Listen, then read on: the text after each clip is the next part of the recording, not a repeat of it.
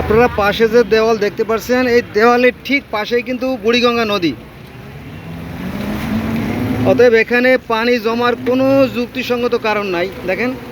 অথচ এখানে যে সামান্য কয়েকটা রিক্সা রাখছে, এরা ওই পাশে পানি নামার যে পথ আছে সেই পথটা বন্ধ করে দিয়েছে। ফলে এই 2-4 জন লোকের জন্য লক্ষ লক্ষ মানুষের জীবনে ভোগান্তি। দেখেন এই যে কতটা অসুস্থ জাতি আমরা, কতটা অসভ্য জাতি আমরা, এটা তার একটা উজ্জ্বল দৃষ্টান্ত। দেখেন এখানে প্রতিনিয়ত ঘন্টায় ঘন্টায় প্রায় আপনার দুর্ঘটনা ঘটতেছে।